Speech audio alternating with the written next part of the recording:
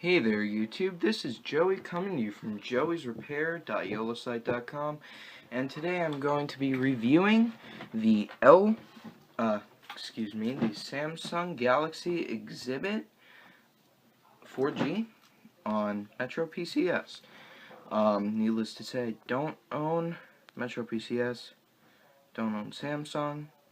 Both of those names and any labels in affiliation with those names are not in my possession.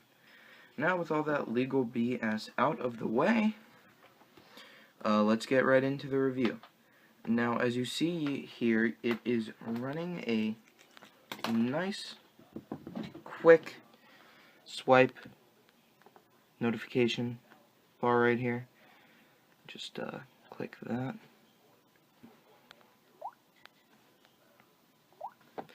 So you have some quick launch applications. You have, because this is the default configuration, you have your phone, you have your email, you have Gmail, Google, and you have your camera. Now, to unlock, simply swipe and it will bring you to the home page. Now again, this is the default configuration. Trust me when I tell you the phone looks much different with a different wallpaper. It really accentuates the phone when you don't have the default wallpaper, because most of the time the default wallpaper is not a very good wallpaper. If you can see, very, very hard to see, but it does say Metro PCS right under the Google search bar.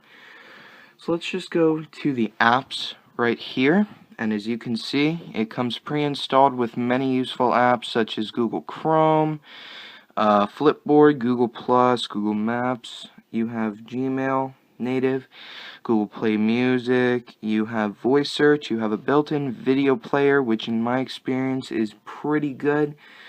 You have your music player, which in my opinion is a great music player. I like it. I used to download third-party music players, but I don't when I have a phone with this music player.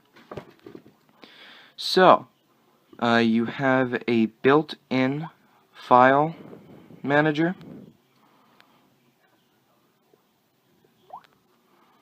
So you have whoever I'm fixing this for has songs on here, but those are all the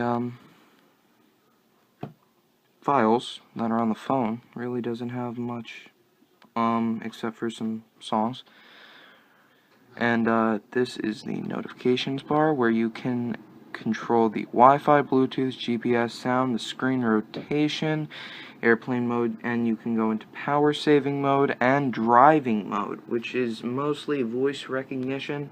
Now, as you can see, this has no SIM card, but it does in fact run on Metro PCS.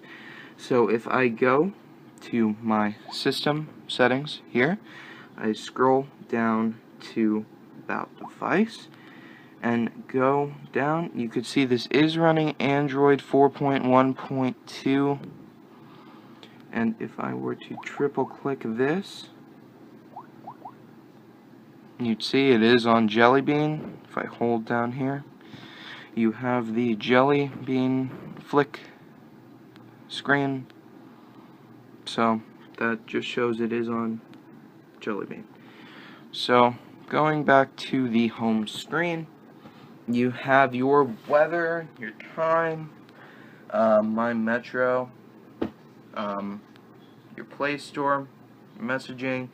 You have a Metro PCS web browser here, but I recommend Chrome as always, because it does use more advanced plugins and has a more friendly user interface than the stock web browser.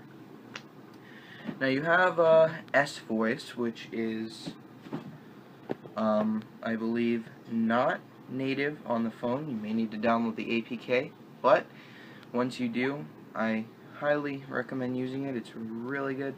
This actually has the older YouTube, because it was just restored.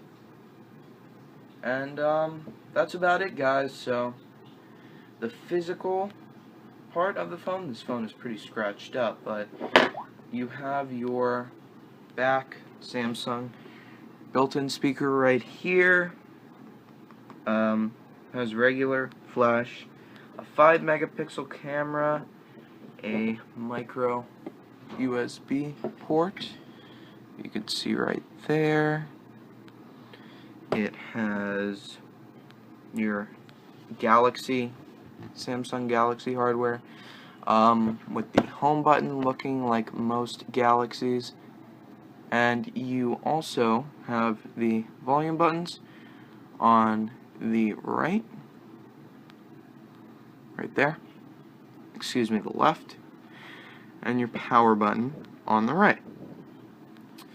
It does come with a 4.2-inch display, I believe, 4.2 or 4.3, and I would give this phone, out of from 1 to 5 stars, I would probably give it a 2.5 or a 3.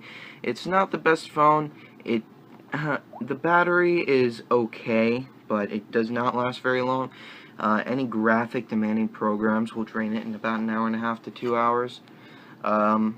So if I were to recommend this phone to someone, it would be for someone who does not use very graphic demanding applications, and only for someone who uses like the phone and messaging, someone who's not very computer literate. But would I recommend this phone to someone who uses the web and uses graphic demanding applications on a regular basis? No, I wouldn't, because the phone does not have the proper capabilities that it needs, such as the Galaxy S4 or 5, or better quality phones than this, to run them and have a good battery life. So that's about it, guys. Thanks so much for watching, and if you liked this video or learned anything, it helped you, please hit that like button. If you're streaming this from my website, check out my other videos. If you're not, you could still check out my other videos on my YouTube channel, or by going to joeysrepair.yolasite.com. Thanks, guys.